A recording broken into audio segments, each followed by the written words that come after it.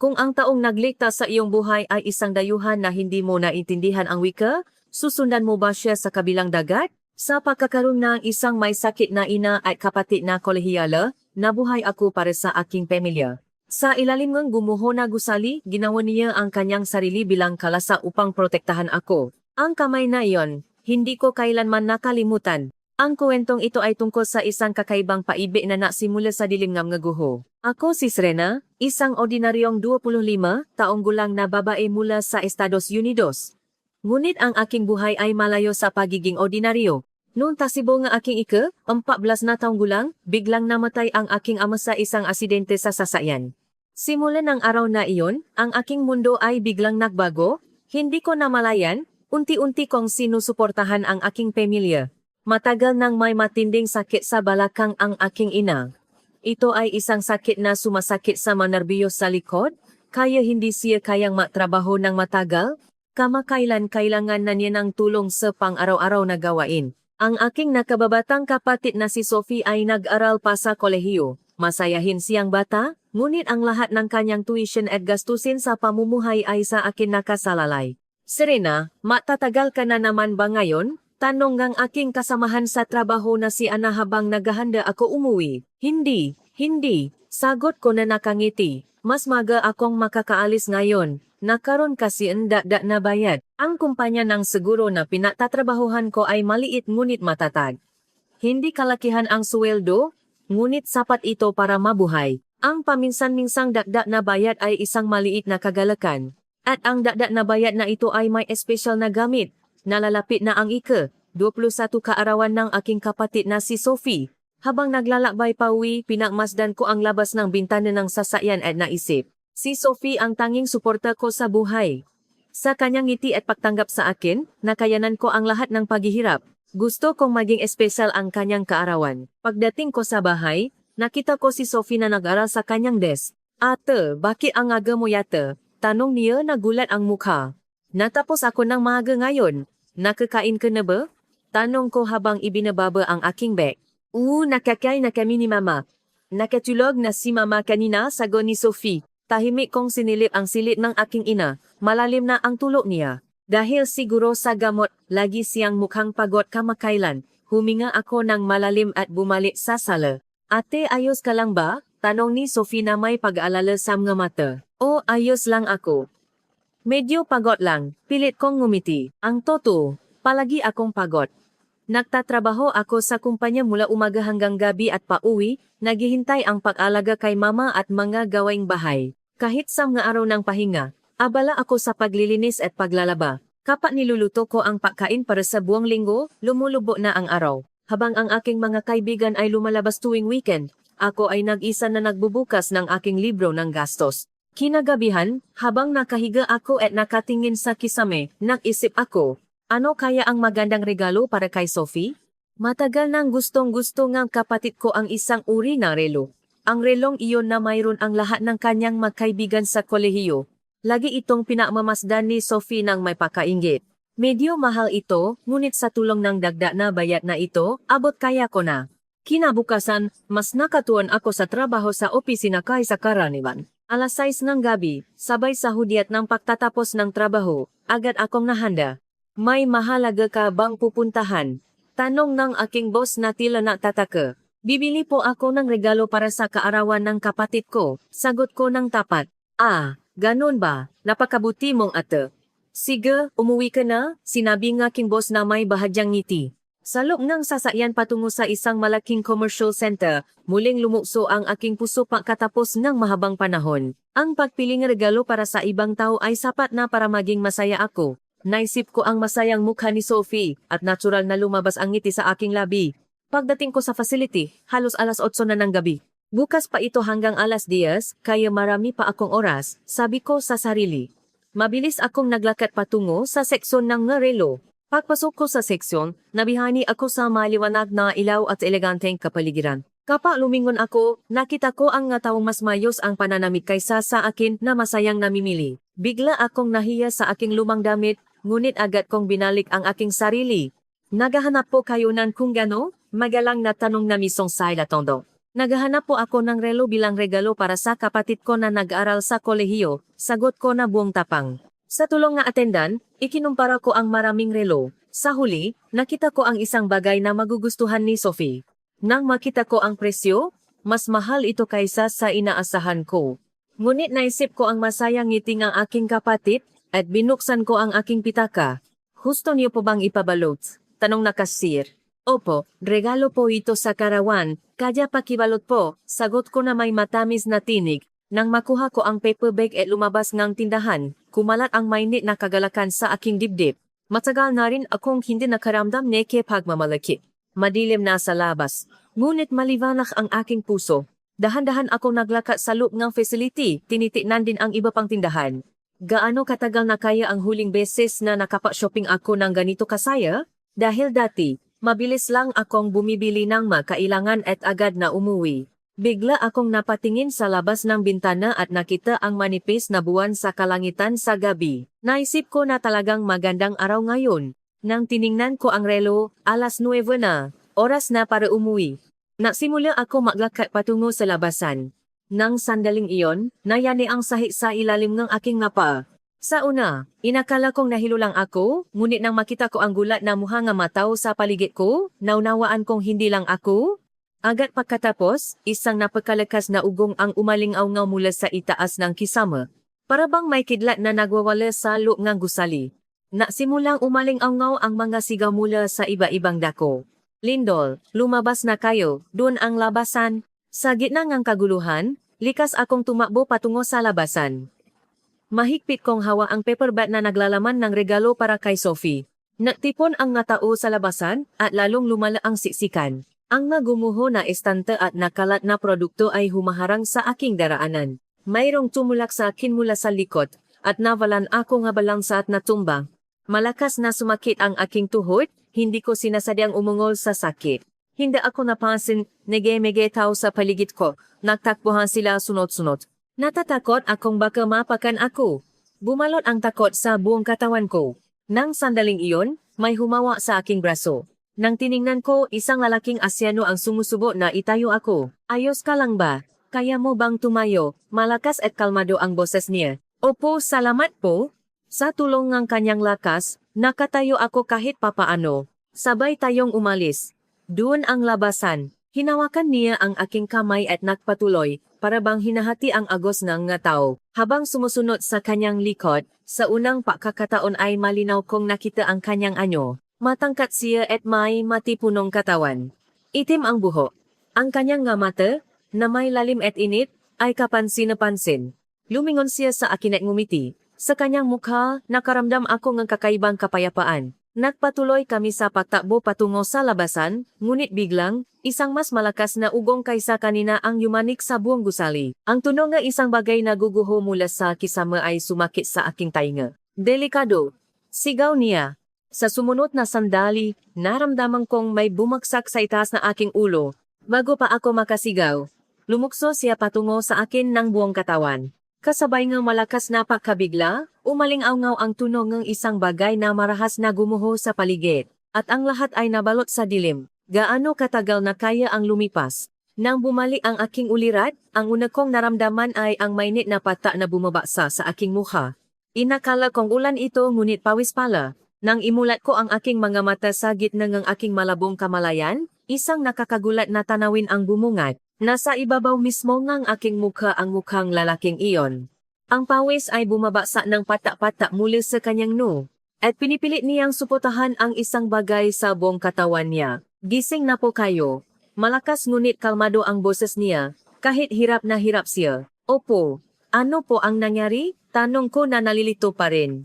Gumuho ang gusali. Nasa ilalim tayong dalawa ng nga guho ngayon. Ang kanyang ekspresyon ay pinilipit sa sakit, ngunit ang kanyang boses ay kalmado. Doon ko lang napansin ang sitwasyon sa paligid namin.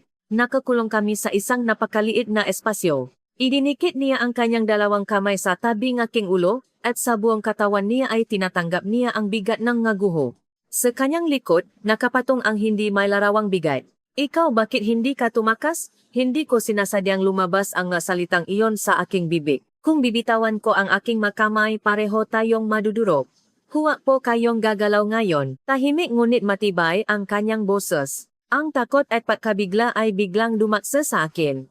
Nakakulong kami sa ilalim ng gumuho na gusali. Ang hindi kilalang tao sa harap ko ay sinusuportahan ang bigat na iyon sa buong katawan niya. Kung wala ang taong ito ako ay darating na ang mga tagapagligtas. Counting tispa po, sinabi muli ng lalaki. Ano ang pangalan mo? Bigla na lang lumabas ang salitang iyon sa aking bibig. Sa gitna ng sitwasyon na nakataya ang buhay, bakit ko iyon tinatanong?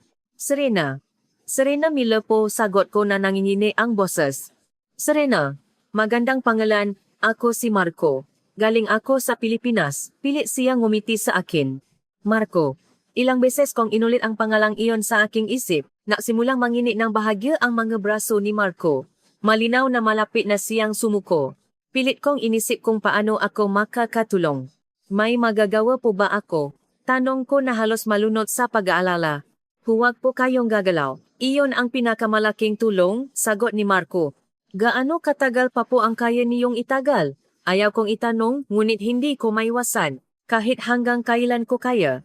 Maikli ang sagot, ngunit malalim itong tumimo sa aking puso. Matagal nang nawala ang pakiramdam ko sa oras. Hindi ko alam kung ilang minuto na o ilang oras. Lalong naging mahirap ang ekspresyon ni Marco at ang pawis ay patuloy na bumabaksa.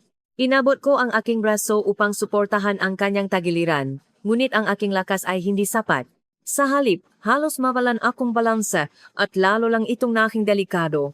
Patawad, bulong ni Marco. Ano ang ikinagagalit mo? Pinoprotektahan mo ako ngayon, pilit kong pigilan ang init sa aking mata. Hindi ko kayang magtagal pa, humina ang kanyang boses. Sa sandaling iyon, malinaw kong naunawaan.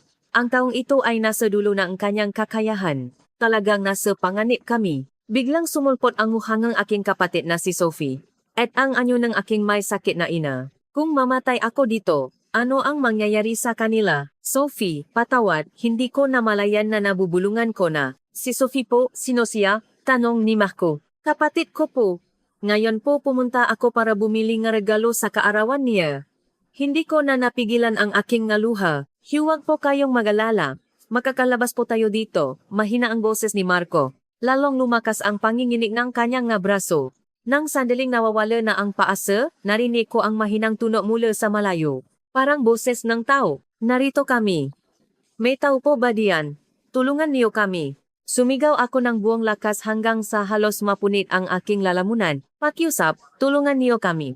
Narito kami. Paulit-ulit akong sumigaw. Si Marco din, pinilit ang kanyang natitirang lakas at sumigangang kung ano sa Filipino. Hindi ko naintindihan ang ibig sabihin, ngunit naramdaman ko ang kanyang papupursigi.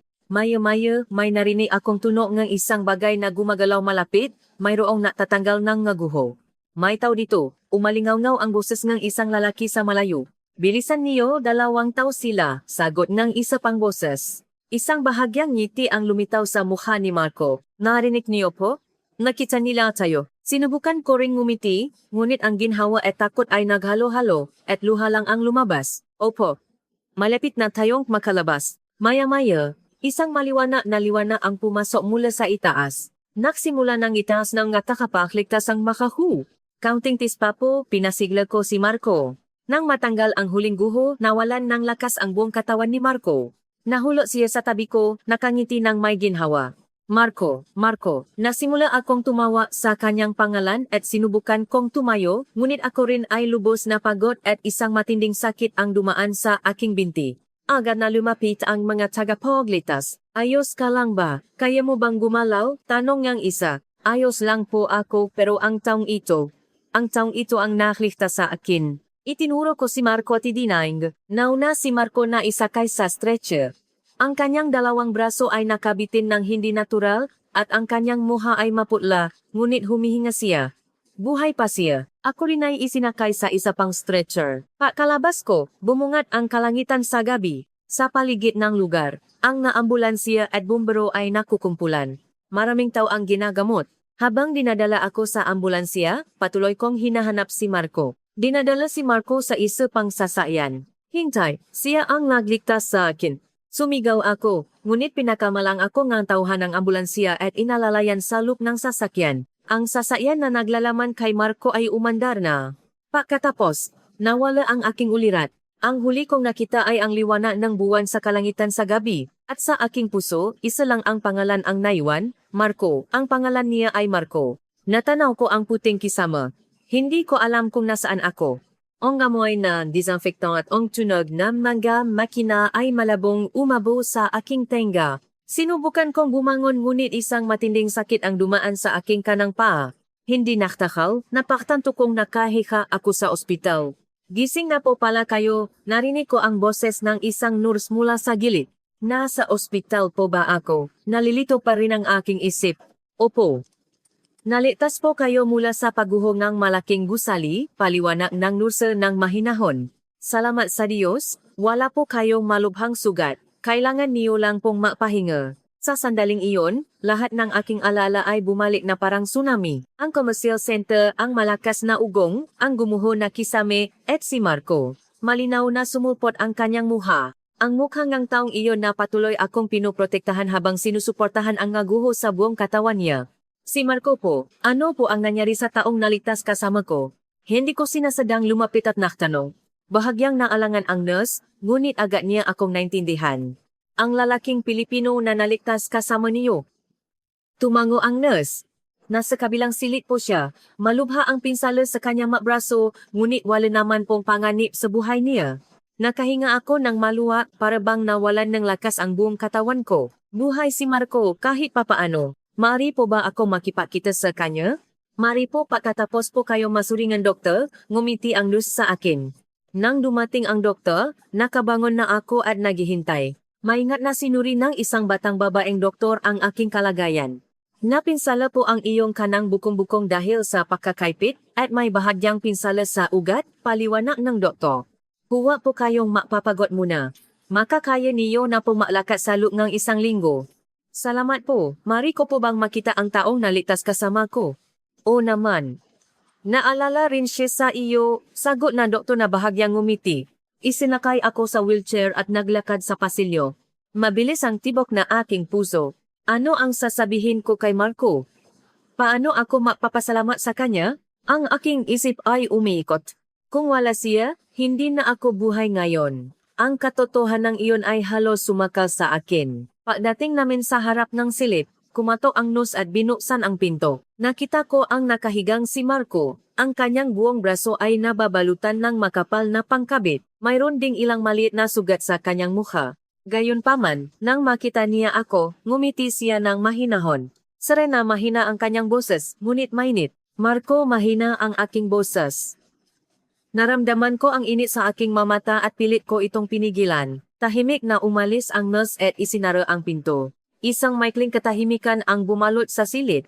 Hindi ko po alam kung paano ako magpapasalamat sa inyo, hirap kong sinabi. Umiling ng bahagya si Marco. Hindi, sinuman ay gagawin ang parehong bagay. Hindi po, iba po. Iniligtas niyo po ang buhay ko. Sa wakas ay bumagsak ang maluha na pinipigilan ko. Ang mga kuwento na narinig ko pagkatapos ay nakakagulat. Halos 45 minuto na sinusuportahan ni Marco ang maguho gamit ang kanyang katawan. Ito ay isang kilos na lampas sa limitasyon na lakas na tao. Malubha ang pinsala sa kanyang makalamnan at buto sa makabilang braso. Sinasabi na matatagalan bago siya tuluyang gumaling. Ayos lang po. Buhay naman po ako, ngumiti pa rin si Marco. Sa sandaling iyon, biglang bumukas ang pintong silid. Nakatayo si Sophie na luhaan ang muka. Ate, ang sigaw niya ay umalingaw-ngaw sa buong silid. Tumakbo si Sophie at mahigpit akong niyakap sa wheelchair. Naramdaman ko ang panginginig ng kanyang maliit na katawan. Yumakap din ako kay Sophie na may luha sa mga mata. Ayos lang ako, Sophie. Ayos lang ako. Dahan-dahan kong hinaplos ang kanyang likod at kinausap siya. Nakita namin ni Mama sa balita. Gumuho daw ang gusali. Hindi na makahinga si Sophie sa iya. Doon ka daw dinala ate. Patawad, inalala kita. Basta't bumili lang ako ng regalo sa karawan mo. Ang pagkakasala at pagmamahal ay naghalo-halo sa aking puso. Pinunasan ni Sophie ang kanyang luha na angat ng muha at lumingon. Nang mapansin niya si Marco, agad na tumigas ang kanyang ekspresyon. Siya po ba ang naglitas kay ate? Direktang tanong niya kay Marco. Bahagyang gumiti si Marco na tila nahihiya. Siya ang naglitas sa akin. Sophie, sagot ko, kung wala si Marco, ay di na ako narito ngayon. Muling lumuha ang mata ni Sophie. Naglakad siya patungo kay Marco at yumuko ng malalim. Maraming salamat po. Salamat po sa pagligtas niyo kay ate. Ang kanyang boses ay punong kasasalamat. Nakangiti si Marco ng mahinahon, kahit medyo nag-alangan. Walang anuman. Napakalakas mo, Serena. Hindi ka sumuko hanggang sa huli. Sa salitang iyon, muling yumuko ng malalim si Sophie. At pagkatapos, bumalik siya sa akin at mahigpit akong niyakap. Sa sandaling iyon, naramdaman ko ang isang mainit na bagay na lumaki sa aking dibdib. Hindi lang niligtas ni Marco ang aking buhay, pinrotektahan niya ang aking mahalagang pamilya na dapat kong protektahan. Nang kumalma si Sophie, sinabi niyang naghihintay si Mama at umuwi. Babalik ako bukas, pangako niya. Sa silid ng ospital na kami lang ang natira, may isang kakaibang pakiramdam ng pagkamahiyain. Nag-aalala ako kay Marco. Masakit po ba ang inyong nga braso? Mahiyain kong tanong. Salamat sa pain reliever kaya naman, pero hindi magagamit ang dalawang braso kaya hindi praktikal, sagot ni Marco habang nakatingin sa kanyang nakafix na braso. Nang sandaling iyon, napatanto ko. Hindi magagamit ni Marco ang kanyang dalawang braso. Paano siya kakain? Paano siya mahuhugas ng mukha? Paano siya magpapalit ng damit? At si Marco ay isang Pilipino na nagtatrabaho sa Estados Unidos. Hindi dapat may pamilya malapit. Ako na po ang tutulong sa inyo, nauna nang lumabas ang nasalitang iyon bago pa ako makapaisip. Ha? Malaki ang mata ni Marco. Habang hindi niyo pa po nagagamit ang inyong braso, hayaan niyo po akong alagaan kayo. Iniligtas niyo po ang buhay ko, kaya natural lang po iyon.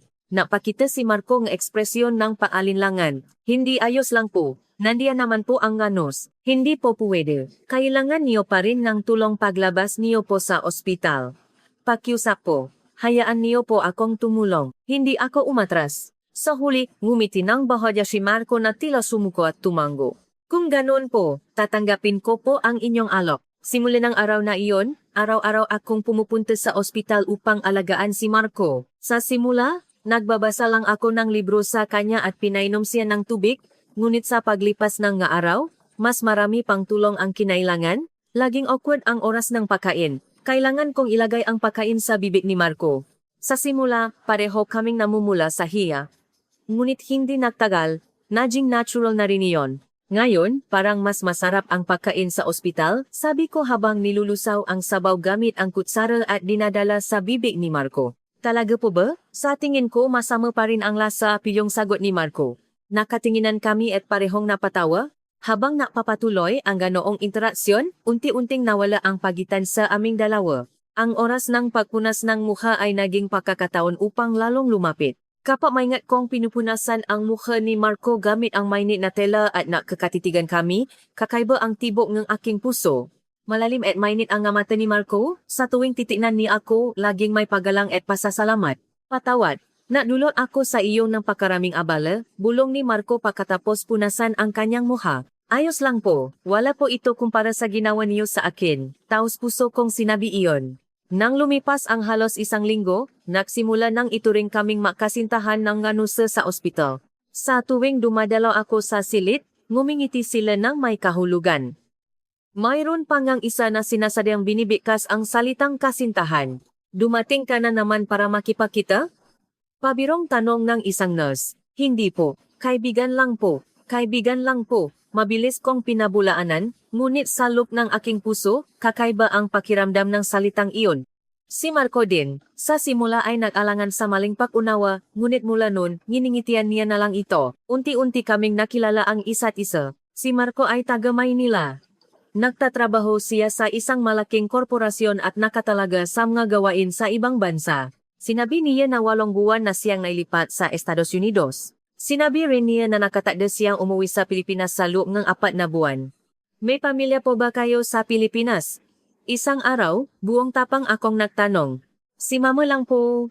Namatay po ang aking ama nung kolehiyala pa po ako, sagot ni Marco na medyo malungkot ang ekspresyon. Ganun po pala. Ako rin po umaga kong nawala ang aking ama, at si mama at ang aking kapatid na lang po ang kasama ko. Hindi ko namalayan, unti-unti kong ibinabahagi ang tungkol sa aking sarili. Sa kanitong pak-usap, lalong lumapit ang aming loop sa isa't isa. Ikinuwento ni Marco ang kanyang pagmamahal sa trabaho at maging ang tungkol sa mapagkaing Pilipino. Ako naman, tapat kong ibinahagi ang aking nga pangarap, problema at ang aking pagmamahal kay Sophie. Isang araw, may hindi inaasahang bisita. Bumukas ang pinto ang silid at pumasok ang isang magandang Pilipinang babae. Eleganteng-elegante siya at kapansin-pansin ang kanyang makintap na itim na buhok. Masayang kinausap ng babae si Marco. Sa Filipino ang kanilang usapan, ngunit ramdam ang kanilang pagiging malapit kahit hindi ko naintindihan ang mga salita. Lumitaw ang isang maliwanag na ngiti sa mukha ni Marco. Nagsimula silang mag-usap sa Filipino at paminsan-minsan, umalingaw-ngaw ang tawanan sa silid. Sa panahong iyon, nakatayo lang ako, nakaramdam ng pagka-awkward. Patawad. Huli na akong magpakilala, biglang lumipat si Marco sa Ingles. Serena, siya si Carla, kasamahan ko sa trabaho. Ngumiti ng maliwanag si Carla at inabot ang kanyang kamay. Kumusta po? Marami na po akong narinig tungkol sa inyo kay Marco. Mahiyain kong kinamayan ang kanyang kamay. Kayo din po. Bumalik sila sa pag-usap sa Filipino. Lalo akong hindi mapakali. Kakaiba ang pakiramdam ng pagiging malapit sa kanilang dalawa. Dahil siguro sa pareho silang bansa at parehong kumpanya, ngunit sa tuwing natatawanan silang dalawa, sumisikip ang aking dibdib. Lalabas lang ako sandali, bigla akong tumayo. Serena, tanong ni Marco na tila nagtataka, ngunit nakahawa na ako sa pinto. Pagkalabas ko sa pasilyo, nahirapan akong huminga. Ano ang pumipigil sa akin ng ganito? Bakit ganito kasakit ang aking dibdib? Sa sandaling iyon, malinaw kong napatanto. Ako ay umibig kay Marco. Hindi lang ito pasasalamat, kundi isang mas malalim na damdamin ang namumo. Baka wala na akong puwang dito, mahina kong ibinulong na parang sa sarili ko lang. Nakapo ako sa upuan sa cafeteria, nakaharap sa isang mainit na inumin, at naisip, may karapatan ba akong makaroon ng ganitong damdamin? Si Marco ay isang dayuhan at uwi rin sa Pilipinas. Narito ka pala, biglang may boses at nang tumingala ako, nakatayo si Carla. Hinila niya ang upuan sa harap at umupo. Gusto ko lang pong magpahinga. Malabo kong sagot. Ganoon po pala. Madalas pong makwento si Marco tungkol sa inyo, mahinahong sinabi ni Carla. Ganoon po ba? Biglang bumilis ang tibok no aking puso. Oh, sabi niya, araw-araw niyang inaabangan ang pagdating mo, sinabi ni Carla na nakangiti. Kapag dumarating ka, biglang sumisikat ang kanyang mukha. Gusto ko lang pong tumulong, sagot ko na umiwas ng tingin. Tiningnan ako ni Carla ng matagal at pagkatapos ay ngumiti ng bahagya. Baka nakakamali ka? Lumapit si Carla. Ako ay isang kasamahan lang sa trabaho. Bilang boss, masyado siyang perpekto kaya sa tutulang. Nakakapagod na rin pilyong bulong niya. Ang pagkabigla at ginhawa ay nagalo-halo at siningnan ko si Carla. Lalong ngumiti si Carla nang makita ang aking ekspresyon. Kumakatawan ako sa kumpanya para bisitahin siya. Lahat sila ay nag-alala sa kanya. Ganon po pala. Namula ang aking pisngi sa hiya. Biglang seryoso ang mukha ni Carla at lumapit. Mari po ba akong magbigay nga isang payo bilang babae? Opo. Kung gusto mo maglakas loob ka, naging seryoso ang boses ni Carla. Si Marco ay masyadong seryoso at hindi niya kayang ipahayag ang kanyang damdamin ng tapat. Napatigil ako sa mga salitang iyon. Ganon ba kahalata? Nakangiting tumayo si Carla. Kung ganon, alis na po ako. Magkita tayo ulit, Serena. Paghalis ni Carla, nanatili ako sa aking kinaupuan ng matagal. Unti-anting nawala ang gusto sa aking damdamin. Kung gusto mo, maglakas loob ka. Paulit-ulit na umikot ang nasalitang iyon sa aking isip. Napasya ako. Hindi ko na itatago ang damdaming ito. Oras na para maging tapat. Pabalik ko sa silid. Naisa si Marco na nakatingin sa labas ng bintana. Nang marinig niya ang aking mayapa, lumingon siya at bumakas ang ginhawa sa kanyang mukha. Bumalik ka na. Ayos ka lang ba? Tanong ni Marco na may paalala. Wala akong sinabi at lumapit sa tabi ng kama. Napakabilis tibok aking puso kaysa dati. Napasya na ako, ngunit hindi ko alam kung paano sisimulan. Marco, may akong tinawag. Oh, tahimik na nakintay si Marco. Hindi ka lang isang dayuhan para sa akin, sinabi ko. Sa simula, pasasalamat lang ito. Ngunit ngayon, lumaki ang mata ni Marco. May pahiwatig na may sasabihin siya, ngunit hindi na ako mapigilan. Mahal kita, buong tapang kong sinabi. Biglang nagulat ang mukha ni Marco. Isang maikling katahimikan ang bumalot, at natakot ako kung mali ba ang lahat, ngunit agad na lumabas ang isang malambot na ngiti sa kanyang labi. Ako din, Serena. Ang oras na dumarating ka ang pinakamasaya sa akin, mahinahong sinabi ni Marco. Nakatinginan kami at tahimik na ngumiti. hindi pa rin malayang nakakagala ang mga braso ni Marco. Kaya lumapit ako sa kanya at dahan-dahang hinalikan siya. Maikli, ngunit matamis na sandali. Sa Pilipinas, hindi gaanong ginagawa ang ganito bago ang unang date, sinabi ni Marco na tila nahihiya. Kung ganon, nilatawan ko ng kaunti ang ngehakbang, sagot ko na nakangiti. Sa ganito, naging makasintahan kami. Biglang nabago ang mga araw sa ospital. Ang tingin na aming ipinagpapalit, ang tibok ngang puso kapak na kadikit ang aming makamay, lahat ay iba. Hindi nawalan ang ningning si Marco, kahit may pangkabit pa ang kanyang braso. Hindi mo ba ako tatakasan ngayon? Kapag natanggal ang pangkabit na ito, hahabulin kita, pabiro niya akong pinatawa. Tuwing habi, baho ako umuwi, laking sinasabi ni Marco. Ingat ka, magkita tayo bukas. Sa isang salita na iyon, uminit ang aking puso. Habang papalapit ang araw ng paglabas niya, bumuti ang kondisyon ni Marco. Nagulat din ang mga doktor sa bilis ang kanyang pagaling. Sa araw ng kanyang paglabas, tinanggap ko si Marco sa aking bahay. Malugod akong sinalubong ni Mama at Sophie. Lalo na si Sophie, idinodios si Marco na parang bayani ng kanyang ate. Ate, parang pelikula. Sinabi ni Sophie na pumasok sa aking silid sa hating gabi. Kung pelikula lang, hindi ganito kahirap. Natawa ako, ngunit lahat ay parang panaginip. Ang buhay sa bahay ay matamis, ngunit may bayid din na realidad. Si Marco ay isang expat mula sa isang malaking korporasyon at uwi rin siya sa Pilipinas balang araw. Ang katotohanan iyon ay paminsan-minsan ay sumasaksak sa aking dibdib. Nang lumipas ang 2 linggo mula nang dumating si Marco sa bahay, may tumawa mula sa kanyang kumpanya. Pagkatapos ng tawag, tinitigan ako ni Marco na may mabigat na ekspresyon. Ano po ang nangyari? Kumalat ang paalala sa aking dibdib. Sinabihan ako ngang kumpanya na bumalik sa Pilipinas sa loob ng 4 na buwan. Malungkot ang boses ni Marco. Sumikip ang aking dibdib.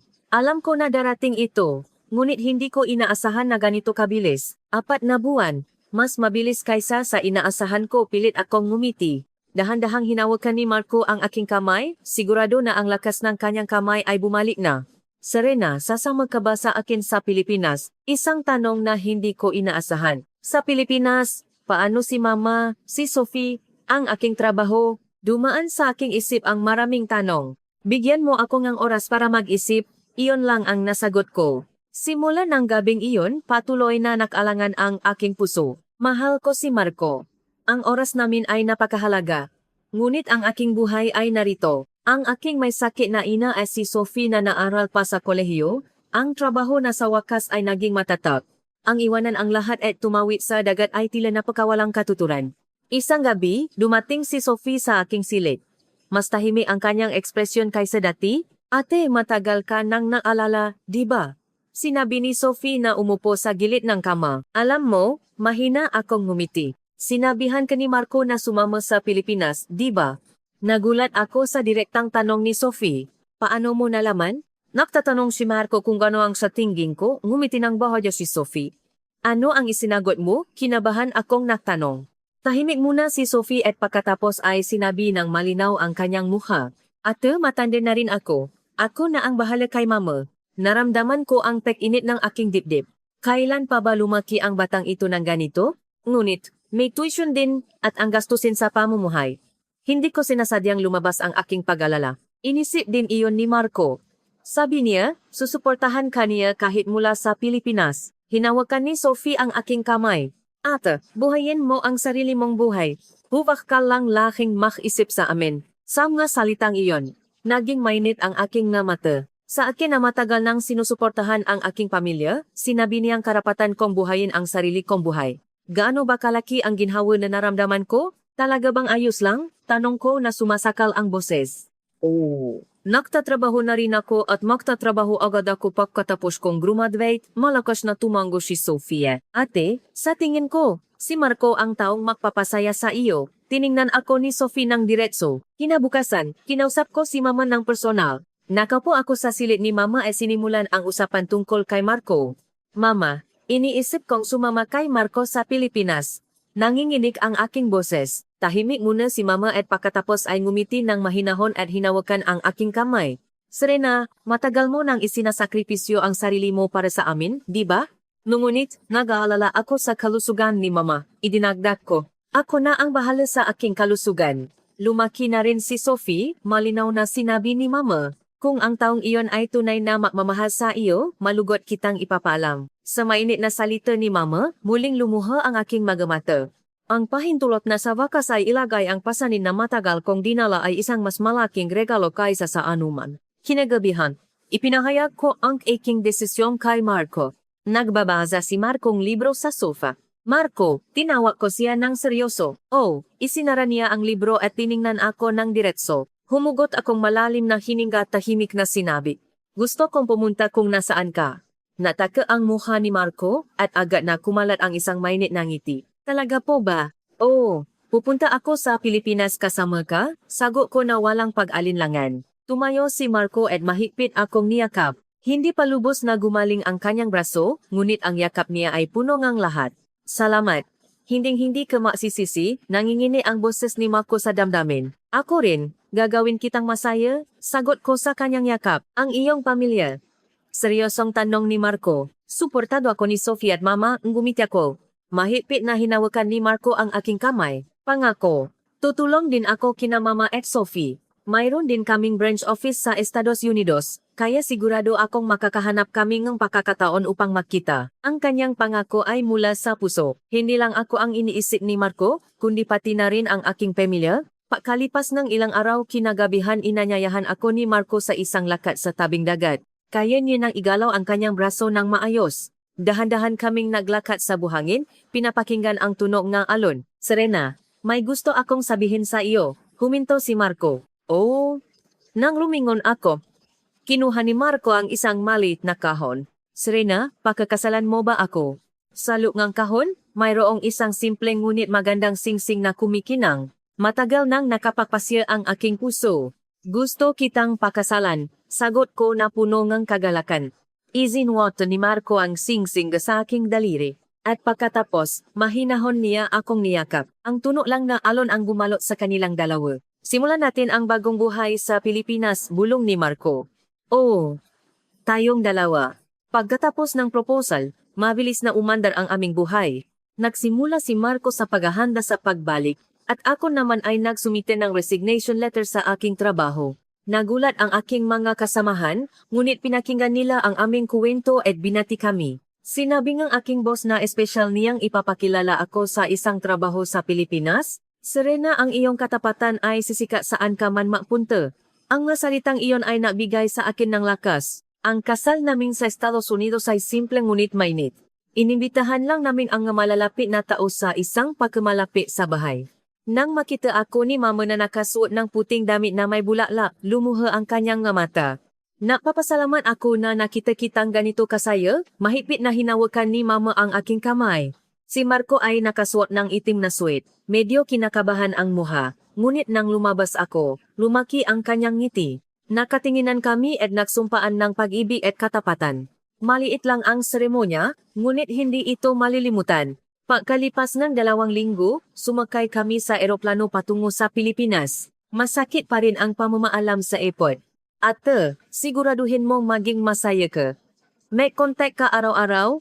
Umiyak na niyakap ako ni Sophie. O naman, agad ko kayong tatawagin. Sagot ko na nanginginig ang boses. Sa lubong eroplano tiningnan ko ang labas ng bintana.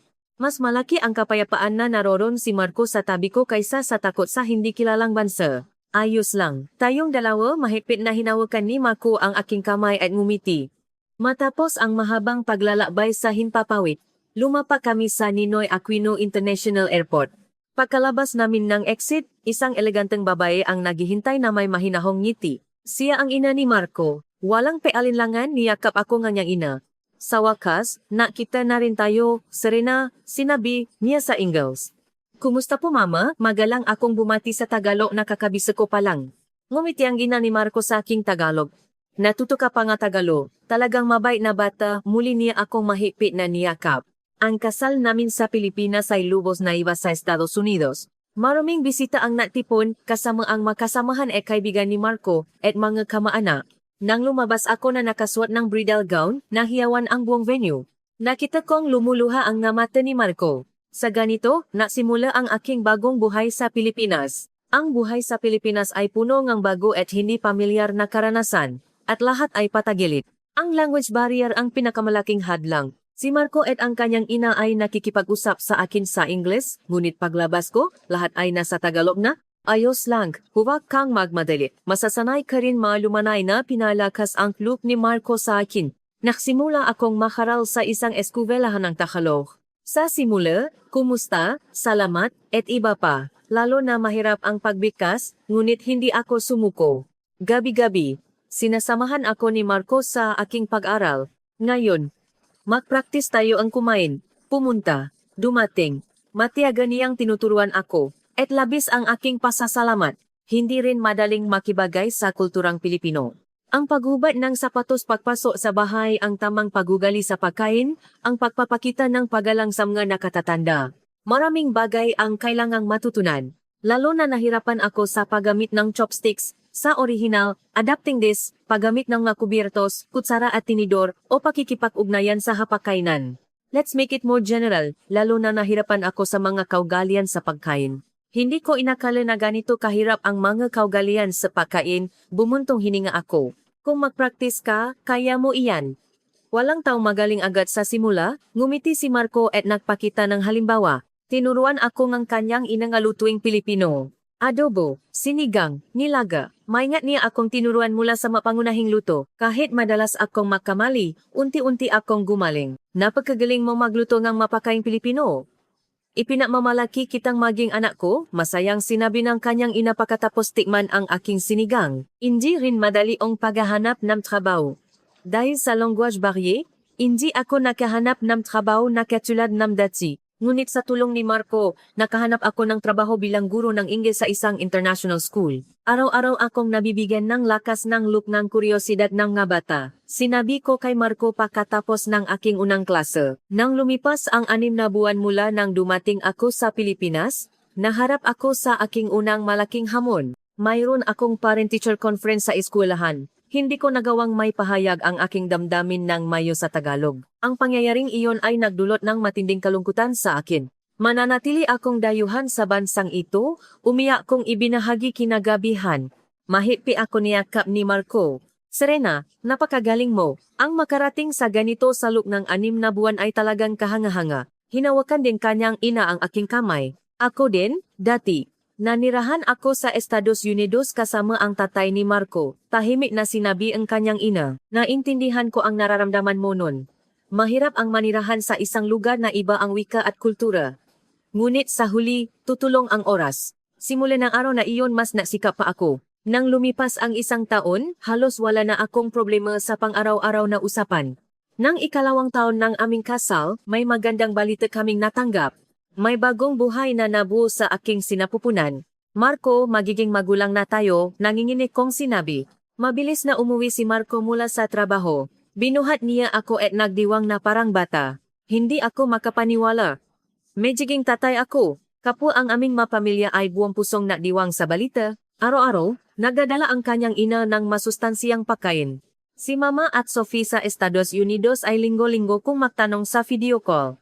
Ate, magiging tita na ako. Masaya ako. Masayang sinabi ni Sophie sa kabilang screen. Nang papalapit ng pangganganak, pumunta si Mama at Sophie mula sa Estados Unidos. Sa unang pagkakataon nagita ng personal ang ina ni Marco at ang aking pamilya. Kahit makaiba ang wika, iisa ang kanilang paasam sa apo. Maya-maya, ipinanganak ang aming anak na babay. Pinangalanan namin siyang Luna. Isang pangalan na natural na bikasin sa Filipino at Ingles. Ito rin ay isang pangalan na inspirasyon ng liwanag ng buwan na huli kong nakita sa ilalim ng gumuho na gusali ng gabing iyon. Luna. Napakagandang pangalan, sinabi ni Marco habang karga ang sanggol at ngumiti. Ang kanyang anyo ay nakaukit pa rin sa aking puso. Mabilis lumaki si Luna at natural na nagsasalita sa Filipino at Ingles. Minsan, ang paghahalong nga wika ay napakaganda. Naglaro ako kasama ang mga kaibigan ko sa eskwelahan ngayon. Pinuri ako ni Ma'am sa aking drawing. Masaya niyang ibinalita pag-uwi. Nang maging 5 taong gulang si Luna, napromote si Marco sa kanyang kumpanya. At biniyayaan kami ng 2nd buhay. Ang pangalan ng aming anak na lalaki ay Kai, isang pangalan na nangahulugang dagat sa Filipino. Ito ay naglalaman ng aming hangarin para sa 2 bansa na pinag-isa sa Pasipiko. Dahil sa kapanganakan ni Kai, naktayo kami ng bahay malapit sa ina ni Marco. Ito ay isang tahimik na lugar na tanaw ang dagat sa Ige, Batangas, Cavite. Ang mga bagay na dinala namin mula sa Estados Unidos at ang mga kagamitan sa Pilipinas ay nakahanay. Ang makulay ng dalawang bansa ay natural na nagalo-halo. Para bang ang bahay na ito ay kami mismo? Bulong ko ng gabing ang paglipat. Nang maging elementarya si Luna, naalo si Marco ang ganitong ideya. Paano kung anyayahan natin si Mama sa Pilipinas? Si Sophie ay nagtatrabaho na. Mas lumalaki ang oras ni Mama na nag-iisa. Napasya si Mama na gusto niyang makita ang kanyang apo araw-araw. Ang Pilipinas ay mas madaling tirahan kaysa sa inaakala ko. Lalo na, nagulat ako sa sistema ng medisina. Sinabi ni Mama na lumipas ang 1 buwan mula nang dumating siya. Kahit makaiba ang wika, nakaw naman ang ina ni Marco at ang aking ina sa pamamagitan ng iti. Nagluluto sila, nakahalagang mga apo at kung minsan ay naglalakbay. Ang pagkakaibigan ng dalawang ina ay isang kayamanan ng pamilya. Nakuha ko rin ang Philippine Permanent Residency. Nang araw na natanggap ko ang certificate na handa si Marco ng espesyal na hapunan. Ang buhay sa Pilipinas ay nakakakuha na naman ng isa pang milestone, sinabi ni Marco habang nakaangat ng baso. Ngunit gusto kong pahalagahan ang pareho. Ako na isinilang at lumaki sa Estados Unidos, at ako na naninirahan ngayon sa Pilipinas, buong tapang kong sagot. Nang 8 taon ng aking paninirahan sa Pilipinas, bumisita kami sa Estados Unidos bilang isang pamilya. Pumunta rin kami sa lugar kung saan nagsimula ang lahat. Ang gusali ay ganap ng itinayo at may bagong anyo. Dito ka ba pinotektahan ni Papa kay Mama? Tanong ni Luna na kumikinang ang mata. Dito mismo. Sagot ni Marco habang ginahaplos ang ulo ni Luna. Nataka muna si Luna at pagkatapos ay sinabi ng seryoso, gusto ko rin kapag lumaki ako, tumulong sa ibang tao. Katulad ni Papa. Nakatinginan kami ni Marco at tahimik na ngumiti. Ang aming kwento ay nabigay ng paasa sa batang ito. Sapat na iyon upang mapuno ang aking dibdib. Hindi laking mayos ang buhay. Mayroon ding mahindi pagkakaunawan na nakmumula sa pagkakaiba na kultura. Mayroon ding mapagkakataon na hindi mayos na naipapahayag ang mga bagay dahil sa kakulangan ng salita. Ngunit, nilampasan namin ang lahat ng magkahawak kamay. Nakasama kami, nasuportahan sa isa-isa, at lalong lumalim ang ugnayan ng pamilya. Pinahalagahan namin ang lahat, Pasko, Bagong Taon, at mega selebrasyon sa Estados Unidos. Sa ganito, nabuo namin ang aming sariling forma ng pamilya. Nang 15 taon ng aming kasal, inangat ni Marco ang kanyang baso. Serena, naalala mo ba ang araw na una tayong nakita? Tanong ni Marco. Paano ko ba makakalimutan? Ang araw na iyon ang napabago sa aking buhay? Sagot ko nang may damdamin. Naalala mo ba, nang magising ka, may pawis na bumabagsak sa iyong mukha? Ngumiti si Marco. Sa simula, inakala kong ulan, hindi ko sinasadyang ngumiti. Sa sandaling iyon, nang makita ko ang iyong mata, naisip ko, tahimik na umaling-angaw ang boses ni Marco. Gusto kong protektahan ang taong ito, hindi pa rin nagbabago ang damdaming iyon. Marco, ikaw ang aking napagkahalagang tao, mahigpit kong hinawakan ang kamay ni Marco. Nang gabing iyon, pinamasdan naming dalawa ang nakaraan at pinangarap ang kinabukasan. Ang paglaki ni na Luna at Kai. Ang pagtanda naming dalawa. Ang araw na ikuwento namin ang kakaibang pagtatagpo na iyon sa aming mga apo. Ang buhay ay isang hindi mahulaan na paglalakbay. Ang manirahan sa Pilipinas, ang makasal sa isang Pilipino, ang mapalaki nga anak sa dalawang kultura, hindi ko kailanman inaakala. Ngunit ngayon, taos puso akong napapasalamat sa lahat na ito. Ang buhay, minsan ay guguho na parang gusali, at susubukan tayong lunurin, ngunit sa dilim na iyon, laging may taong mag-abot ng kamay. Si Marco ang kamay na iyon para sa akin. At hindi ko binitawan ang kamay na iyon. Ang pagpiling iyon ang naghatid sa akin sa sukdulang kaligayahan. Pakiusap, manatili ka sa akin magpakailanman Marco, huli kong sinabi. Magpakailanman, Serena, sagot ni Marco. At alam naming dalawa, hindi lang ito isang pangako, kundi isang realidad na patuloy na lumalakad.